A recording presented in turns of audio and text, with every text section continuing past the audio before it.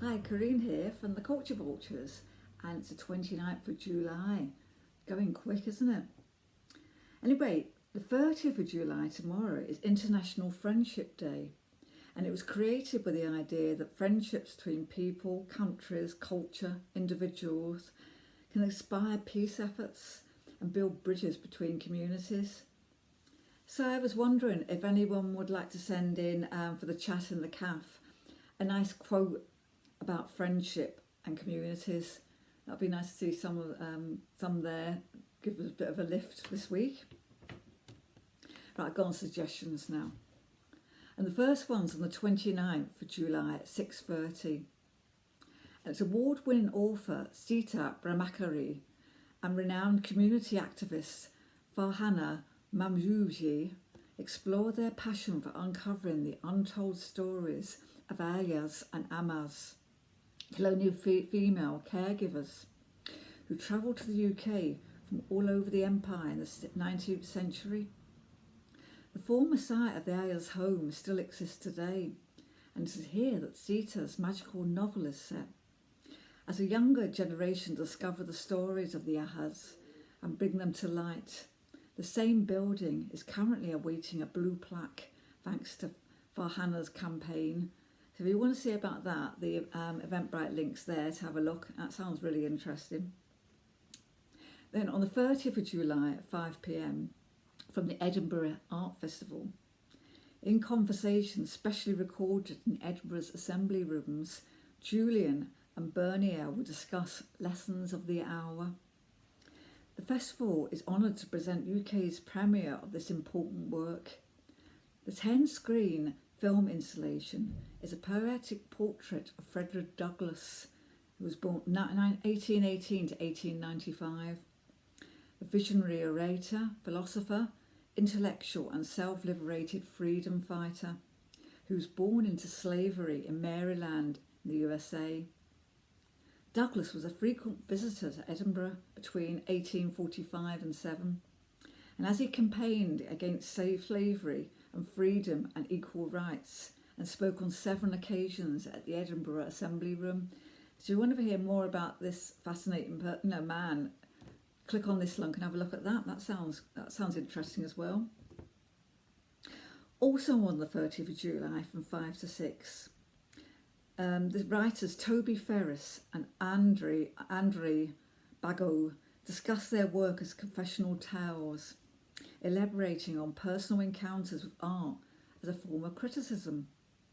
The arts and artists of the National Gallery collection often served as the source of creative and artistic responses, while the majority of writing about artists remain biographical. A number of authors and poets working today respond to and reimagine art history.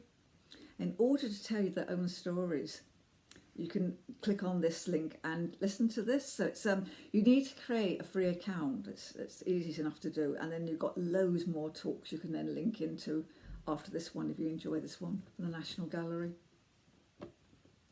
Right, on the 31st of July, Liverpool City Region's Pride Foundation will be having a march online. So there's a link here to go onto that, and you can see last year. So if you want to make your own video, you can send it in, and it'll be streamed. So it's streamed on the link below, or you can access the YouTube channel March with Pride. And it's due to the ongoing COVID-19 pandemic, the annual march is taking place online again this year. So if you want to support that, the link's there. Also on the 31st of July at 1:30, in Hamilton Finlay at the Edinburgh Museum, and join in for an online exhibition tour by Stephen Bann, CBE. Bann first met Finlay in Edinburgh in 1964 and has since published regularly on aspects of his work as a poet, artist and gardener, and has written the essay for the exhibition catalogue. So the link's there for that. Then onwards we've got the 4th of August at 7:30 from the National Archives.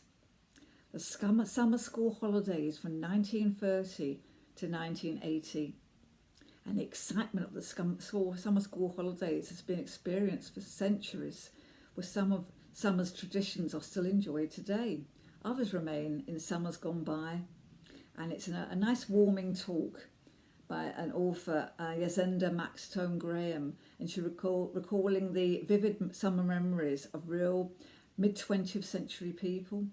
And in doing so, we are reminded of how we were, how families functioned, what houses and gardens and streets were like, and what journeys are made, and what did people do all day in their free time. So the link's there for Eventbrite for that one, so if you want to have a look at that.